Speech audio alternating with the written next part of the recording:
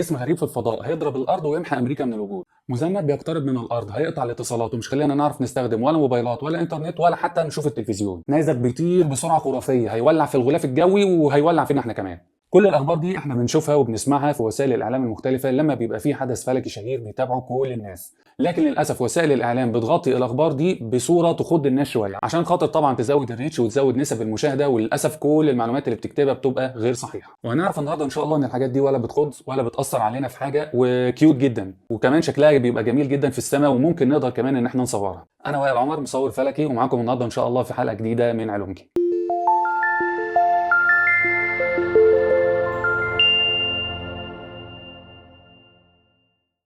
السلام عليكم ورحمة الله وبركاته. سمعنا في الأيام اللي فاتت عن إن في أحد المذنبات تم اكتشافه على يد أحد المصورين الفلكيين في اليابان، والمذنب ده تم تسميته على اسم المكتشف بتاعه وهو مذنب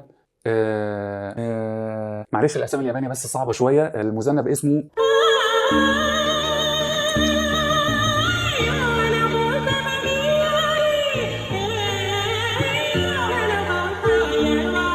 نيشيمورا.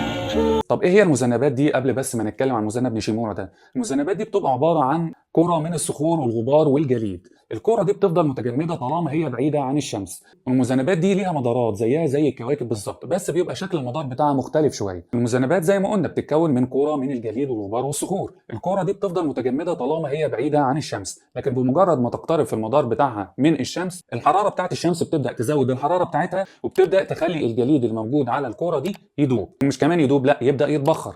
فبتبدا الغازات والابخره تطلع من الكوره دي ويتكون منها زيول من الغازات والابخره. طبعا على حسب انواع الغازات والجليد اللي موجود على المذنبات ممكن يبقى فيه زيل واحد او اتنين على حسب طبعا انواع الغازات والجليد. الزيول دي بتبقى من الحاجات المميزه للمذنبات، ممكن تمتد لمسافه ملايين الكيلومترات خلف الكوره بتاعه المذنب نفسه.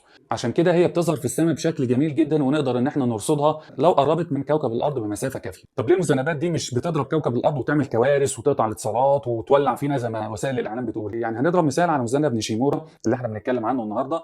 المذنب ده عشان خاطر بس يوصل في اقرب نقطه ليه من كوكب الارض فهو يبقى على بعد مسافه 27 مليون ميل من كوكب الارض. فتخيلوا ان دي اقرب نقطه ليه من كوكب الارض، امال ابعد نقطه تبقى عامله ازاي؟ المسافات ما بين كوكب الارض وما بين الكواكب المختلفه والنجوم والمذنبات بتبقى مسافات شاسعه جدا وكبيره جدا جدا لدرجه احنا لا يمكن نتخيلها. وده السبب في ان فرصه اصطدام احد المذنبات او احد الكواكب او اي جسم من الاجسام الفلكيه بكوكب الارض تبقى نادره جدا جدا. بس ده ما يمنعش ان في بعض الاجسام الفلكيه اللي بالفعل بتخش جوه الغلاف الجوي بتاع كوكب الارض وبتحترق وبنشوفها في صوره شهب، وهنتكلم ان شاء الله باذن الله في حلقه تانية عن النيازك وعن الشهب. طيب احنا مش هنصور بقى المذنب ده ولا ايه؟ لا ان شاء الله باذن الله هنصوره، بس عشان خاطر نقدر ان احنا نصوره لازم بنستخدم حاجه اسمها اللونج اكسبوجر في الكاميرات بتاعتنا.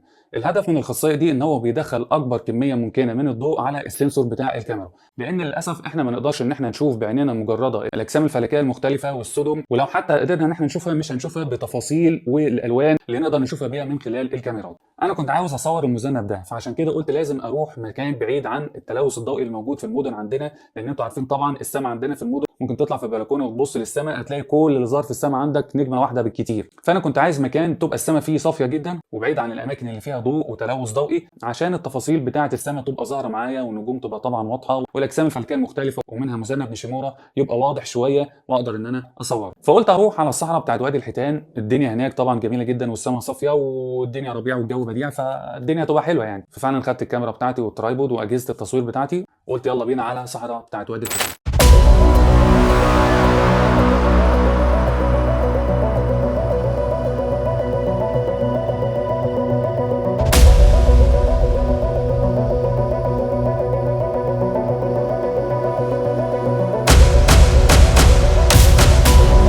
وصلنا الحمد لله اهو وادي الحيتان. الدنيا حر طبعا جدا جدا، الشمس حامية بطريقة مش ممكن يعني. هنحاول بقى نطلع الجبل اللي هو اللي ورايا ده عشان خاطر نبدأ ناخد الصور بتاعتنا. انا كنت عايز اصور صورة للمذنب ده بس صورة تبقى حلوة وتليق فعلا بالحدث الفلكي ده، فقلت ليه ما اصورش المذنب بحيث ان هو يبقى ظاهر مع جبل من الجبال بتاعت وادي الحيتان. طبعا يعني مش قادر اخد نفسي، انا طلعت المفروض كل المسافة اللي ورايا دي مع طبعا الحاجات دي كلها.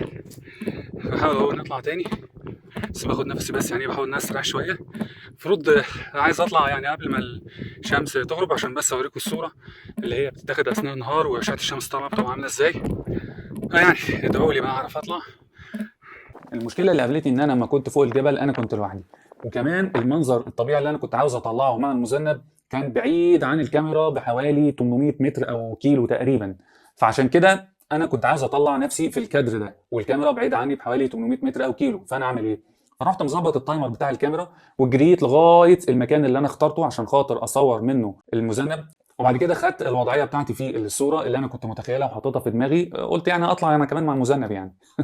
وبعد كده كنت بجري تاني وارجع للكاميرا عشان خاطر اشوف اذا كان فعلا الكادر طلع زي ما انا كنت متخيله، وان انا اصلا طلعت في الكاميرا ولا لا.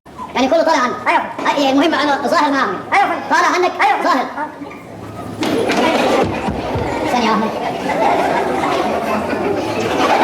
طبعا بعد اول محاوله طلعت انا بره الكادر خالص، بالرغم ان انا كنت مظبط من الاول، بس مش عارف في ايه اللي حصل. ممكن اكون انا طبعا لان انا بعيد حوالي كيلو بحاله عن الكاميرا، فاكيد وانا هناك ممكن المنظر نفسه او المكان نفسه مش زي ما انا شفته في الكاميرا. فطبعا ممكن اكون انا بعدت عن المكان اللي انا فيه بحوالي مثلا 10 او 20 متر، فطلعت بره الكادر. فعشان كده رجعت تاني وجريت تاني ال 800 متر او الكيلو ده عشان خاطر اروح للمكان المظبوط.